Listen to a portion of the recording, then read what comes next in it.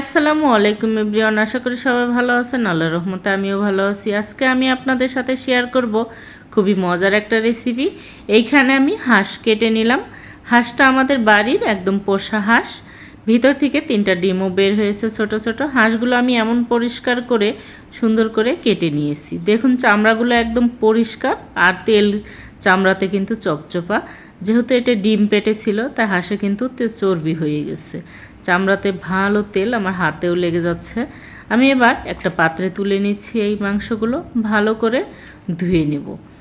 এটি আমাদের বাড়ি কিছুদিন আগে ভিডিওটি আপনাদের সাথে শেয়ার করেছিলাম। আমার ভাই গ্রাম থেকে নিয়ে এসছে আমাদের পোষা হাঁস আমাদের বাড়ির, তাই সেই হাঁসগুলো এবার আমি ভালো করে ধুয়ে পরিষ্কার করে নিয়েছি। দেখুন এবার আমি দিয়ে দিলাম প্যানে সরিষার তেল। আজকের রান্নাটা কিন্তু আমি সরিষার তেলেই করব। হাঁসের মাংস সরিষার তেলে রান্না করলে কিন্তু বেশি ভালো হয়।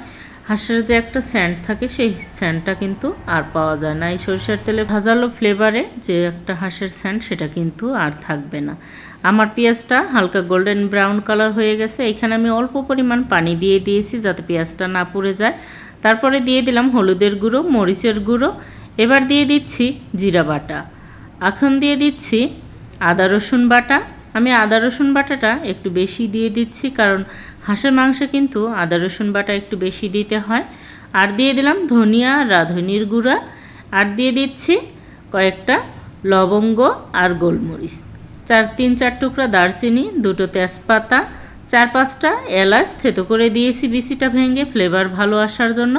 আমি এবার ভালো করে মিশিয়ে নিচ্ছি যাতে মশলাটা নিচে পুড়ে না যায়, এই জন্য ভালোভাবে মিশিয়ে এবার আমি দিয়ে দিলাম 2টো টমেটো। টমেটোটা আমি ছোট ছোট করে কুচি করে দিয়েছি যাতে তাড়াতাড়ি গলে যায় এবং গ্রেভিটা সুন্দর হয়। মশলাটা কিন্তু কষানোর উপরে ডিপেন্ড করে টেস্টের। এখন আমি দিয়ে দিলাম কিছু পেঁয়াজ কুচি দিয়ে, আপনারা চাইলে পেঁয়াজ বাটাও দিতে পারেন। আমি পেঁয়াজ কুচি দিয়ে লবণ দিয়ে এবার ভালোভাবে কষিয়ে নেব। যে পর্যন্ত মশলাতে তেল ছেড়ে না দিয়েছে ওই পর্যন্ত কিন্তু আমি কষিয়ে নেব। দেখুন মশলাটা কিন্তু তেল ছেড়ে দিয়েছে। এখন আমি মাংসটা দিয়ে দিলাম। মাংসটা এবার ভালোভাবে মশলার সাথে মিশিয়ে নিচ্ছি। মাংসটা কিন্তু কষানোর উপরে ডিপেন্ড করে। হাঁসের মাংসের একটু বেশি সময় নিয়ে কষাতে হয়। কষাতে কষাতে যখন একদম কুচকুচে হয়ে যাবে তখন কিন্তু পানি ব্যবহার করতে হয়। তার আগে পানি দিলে এর যে একটা গন্ধ থাকে সেটা কিন্তু অনায়াসে মুখে লাগবে। তাই আপনারাও চেষ্টা করবেন একটু ভালো করে কষিয়ে রান্না করতে। আর দিয়ে দিলাম কয়েকটা পেঁয়াজ টুকরো করে, কারণ যেহেতু আমি আলু ব্যবহার করব না আজকে, তাই আমি কিছু গোটা পেঁয়াজটা মাঝখানে কেটে 4 টুকরা করে দিয়ে দিয়েছি। আর একটু ঢাকনা দিয়ে ঢেকে রান্না করে নিয়েছি। দেখুন পানি ওঠা শুরু করে দিয়েছে। আমি কিন্তু এখনও কোনো পানি ব্যবহার করিনি, ওই তেল ছেড়ে দিয়েছে। এবার ভালোভাবে আবারও কষিয়ে নিব। আমি আগেও বলেছি হাঁসের মাংসটা একটু কষিয়ে নিতে হয় বেশি সময় ভরে, তবেই হাঁসের মাংসের যে ভিতরে এই মশলার ফ্লেভারটা ভালোভাবে ঢুকবে, তখনই টেস্ট হবে। এবার আমি দিয়ে দিলাম 5-6টা রসুন আর কয়েকটা কাঁচামরিচের বোটাগুলো আমি একটু করে ভেঙে দিয়েছি যাতে এর ফ্লেভারটা ভালোভাবে বের হয় এবং ঝাল না হয় আর বিচিটা পুরো তরকারিতে না ছড়িয়ে যায়। আমি শুধু জাস্ট বোটাটা একটু করে কেটে দিয়েছি, দিয়ে আবার ভালোভাবে মিশিয়ে ঢাকনা দিয়ে আরও কিছুক্ষণ রান্না করে নেব। কিছুক্ষণ পরে আবারও ভালো করে কষিয়ে দেবো। এপিট ওপিট করে উপর নিচ করে নাড়াচাড়া দিয়ে দিলে 2 পিঠে কিন্তু ভালোভাবে রান্না হবে।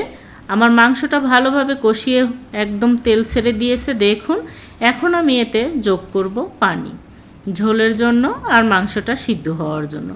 আগেই ভালোভাবে কষিয়ে একদম সিদ্ধ করে নিয়েছি কিন্তু 80%। এখন পানি দেওয়াতে আর বাকি 20% কিন্তু ভালোভাবে কুক হয়ে যাবে। আমি আর একটু ভালোভাবে নাড়াচাড়া দিয়ে ঢাকনা দিয়ে রান্না করে নিলাম। দেখুন ঝোল কিন্তু কমে আসা শুরু করেছে, তার মানে আমার রান্না কিন্তু হয়ে আসছে প্রায়। আর একটু ঝোল আমি কমিয়ে নেব, যেহেতু আমি বেশি ঝোল রাখবো না। আপনারা কে কোথা থেকে আমার এই ভিডিওটি দেখছেন অবশ্যই কমেন্টে জানাবেন। ভিডিওটি ভালো লাগলে লাইক শেয়ার দিয়ে আমার পাশে থাকবেন।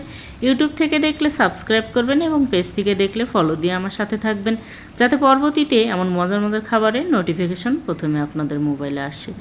দেখুন আমার রান্নার ডান হয়ে গিয়েছে কিন্তু দারুণ স্বাদের হাঁসের মাংস। আমি এবার পরিবেশন করে নিয়েছি প্লেটে।